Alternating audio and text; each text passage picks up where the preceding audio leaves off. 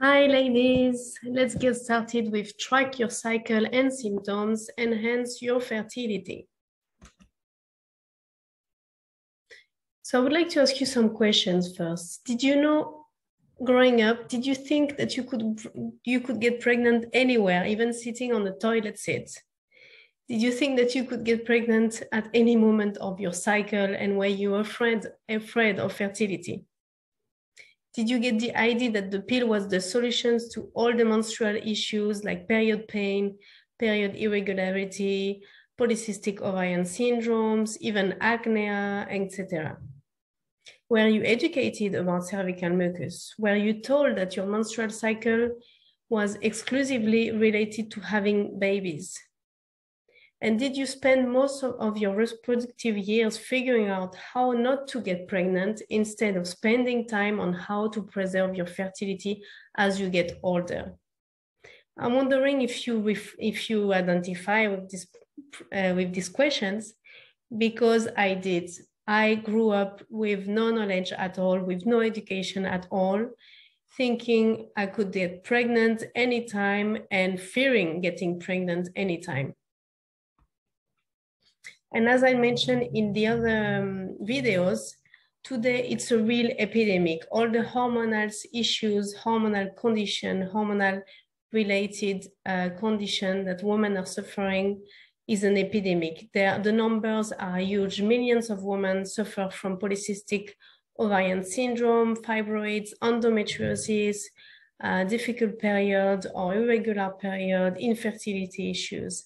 And we are all pretending to have addressed the problem, but analgesic and anti-contraceptive are not a solution. And it's unacceptable. Women, we deserve better. We do really deserve better. So I help my clients reclaim their health, which is our birthright. And I help them understand their unique female biology, learn what is going on in our cycle. I teach them how the menstrual cycle is a vital sign that changes in response to the state of our health. I teach how to chart their cycle. I teach them about the wisdom of our cycle according to traditional Chinese medicine. I help them identify underlying health issue thanks to their chart. And I talk to them, we investigate the luteal phase defect, how fertility changes with age, and explain infertility, PCOS, and I help them remove obstructions to conception. So today, I'm not going to go through all of it because it will take me hours, but we will talk about the truth about your cycle, how your cycle is considered the fifth vital sign. How does a normal period look like? How does a healthy menstrual cycle look like? How your menstrual cycle is a diagnostic tool showing you underlying health issue. We will talk about lifestyle and diet choices and how traditional Chinese medicine can help you enhance your fertility and resolve menstrual issues. So you may have heard that lately we're talking a lot about menstruation, and we talk about menstruation as a fifth vital sign because we all know the heart rate, the body temperature, the respiration rate, and blood pressure as vital signs. And you know that when you go to the doctor, they measure your data, those vital signs, and they compare them to an established normal range. And according to that, they can tell you if you are having an illness or not. And also to monitor the improvement of your illness, they check your vital signs. So like any other vital signs, there is a set of parameters in your menstrual cycle that help you identify if your cycle is healthy and if you are overall healthy. And as you track your cycle, you will notice the changes according to your lifestyle with the food you eat, what you drink, alcohol. Traveling affects your cycle, sleeping pattern and stress is a big one. And you tracking your cycle, you will figure out underlying issues if they are present.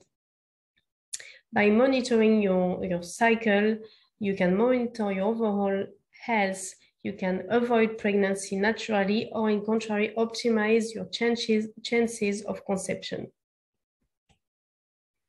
So here is a brief overview of what a healthy menstrual cycle looks like. So first, a true period can only be experienced after ovulation. So after, when taking a birth pill control, we are not experiencing ovulation, and the menstruation is not a real menstruation because it's a menstruation due to hormones withdrawal. Also, a healthy period is a period with pain-free or limited pain without having to take painkillers or without taking days off from the office. A period will arrive 12 to 14 days after ovulation. The period will last from 3 to 7 days, on average 5, starting with a heavy flow and gradually getting lighter. On average, we bleed from 25 to 80 milliliters. Below and above would be would relate with a health condition. The color would be red, bright red, or deep burgundy without clots. And also the length of your menstrual cycle vary throughout your life, with the phase you are in.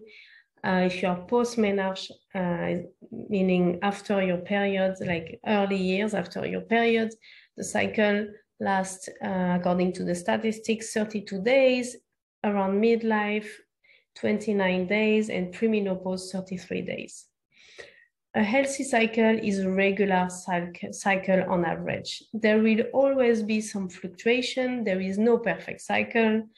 Our cycle fluctuates with our lifestyle, our stress, but it has to be more or less regular, which means that if you have more than 5 to 10 days difference between your cycle, this is not a regular cycle. And as I mentioned, so pre-ovulatory phase is about 15 days, but is variable, while the post-ovulatory phase is fairly constant from 12 to 14 days to have a good luteal phase and a good implantation.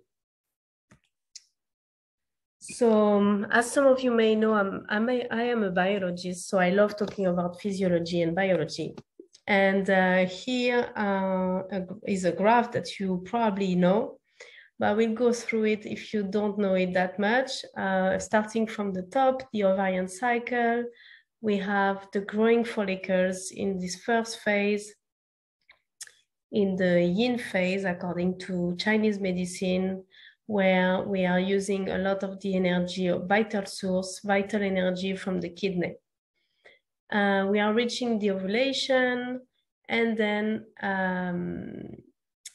the follicle transforms into corpus luteum and producing progesterone. And if there is no fertilization and no implantation, it's reabsorbed by the body and it becomes corpus albicans. Going down, as I said, now we are going to go to the ovarian hormones. So in the first phase, in the yin phase, the developing phase, like the spring phase, there is a rise of estradiol, which reach a peak, which is a peak which stimulates the brain to release the LH hormone, the luteinizing hormone, and the follicular stimulating hormone. They both peak at the same time to trigger the ovulation.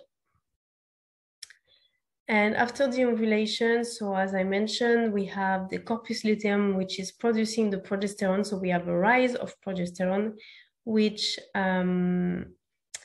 keep the uterine lining intact and produce protein, which are gonna be attractive for implantation. While the estradiol in the first phase is helping to the development of the uterine lining, while progesterone is to keep it intact.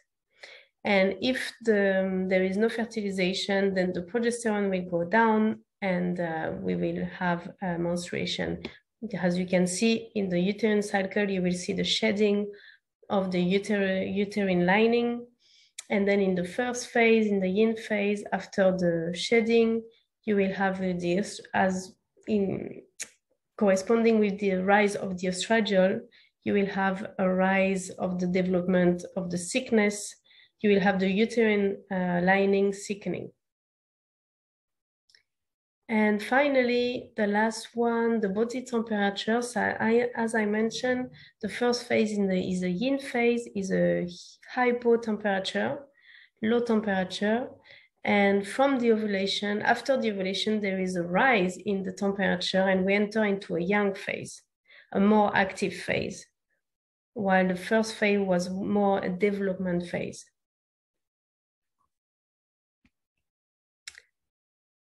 So charting your cycle is really helpful, as I mentioned before, to monitor your overall health and also to avoid pregnancy naturally if it's your purpose, or to optimize your fertility. So I teach several signs, but the three main signs are the cervical mucus, the basal body temperature, and the cervical position.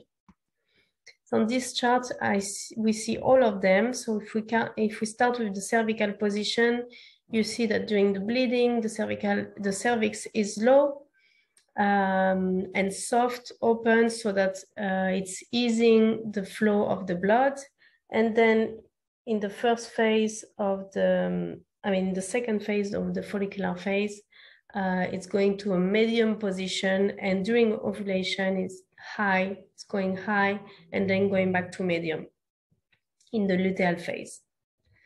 And then if we are looking at the cervical mucus, so the first phase is the bleeding, and then we have a dry phase, and then we enter into a creamy, cloudy white mucus.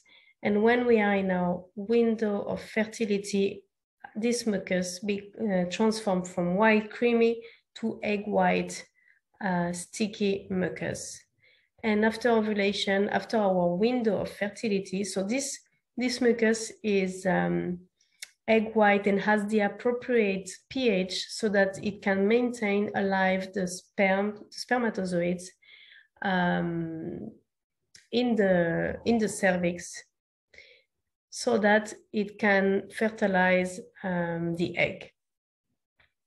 And in the luteal phase, the mucus comes back to a creamy white mucus.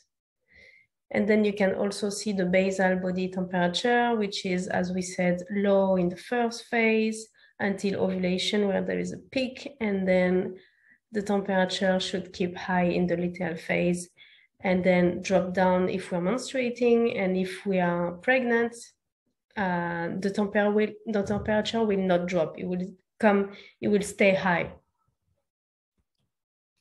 So here's just an example of the peak cervical mucus. So this is exactly the mucus you will see when you are in your windows of fertility. It's not the egg creamy, it's the egg-like transparent mucus. Here is just an example to show you how charting your cycle can be used as a diagnostic tool. So this is a cycle of one of my clients. So in the first phase, which is the menstrual phase, the first cycle in red, here you can see the temperature is still high and we are not at a low temperature. So there is an excess heat that is building up in the liver. It can be because the liver is hyperactive or because there is not enough yin. So we need to nourish the kidney here. And then the second circle is showing 2 peak down. So it's the first one is a first attempt of ovulation, but then there is not enough energy in the liver to bring up the temperature. And there is also not enough yang in the kidney, not enough heat to maintain a high temperature. So it goes down again, and then finally it goes up after the second peak down. It goes back up and we're entering into the luteal phase. And so this square, the red square, is showing the luteal phase, which is higher temperature as we mentioned, but it doesn't stay. It's like teeth-like shape curve. And this really shows that the liver is blocked. There is a sheet stagnation, And also they might not have enough kidney young to maintain a high temperature. So this is really helpful to treat the clients. So as I mentioned earlier, I mean, we are living a true epidemic of infertility from all age. Globally, more than 48 million couples have experienced infertility, and 40% are due to hormonal imbalances. It's not only about age, but there is age related, but also the effects of our lifestyle, our diet, the stress. It really depletes both men and women reproductive system. And this created a huge demand. And in response to this demand, there was a development of a huge biomedical industry for conception. And the ART, the assisted reproductive technology, have given so much hope to these couples, but also at very high cost, because emotionally, physically, and financially, it's very draining. And on average, women go through 5 to 7 cycles. Here are some number of the FIV increases from 20 to 30% conception before 38, from 39, 10%, and from 44, 3%, which is very low. And we have to know that these hormones given during this treatment stay really high for weeks in the body, even months. They are designed to mimic the body's own hormones, and they accelerate the development of the eggs, the release of the eggs, the fertilization. But the side effects of these drugs are multiple, like the development of multiple eggs, possible ovarian cysts, mood swings, nausea, insomnia, abdominal pain, rashes, acne, etc. So while I do believe that these treatments are useful, are necessary, there are also some holistic methods that can be used. And Chinese medicine has been demonstrated huge success in improving menstrual health and fertility. First, it's improving the health of both women and men, and the technique to enhance fertility has shown amazing results. There are a lot of research about it. And Chinese medicine also, in combination with the assisted reproductive technique, showed really increasing the chances of conceptions. So when I work with my client, I do in a four-step program.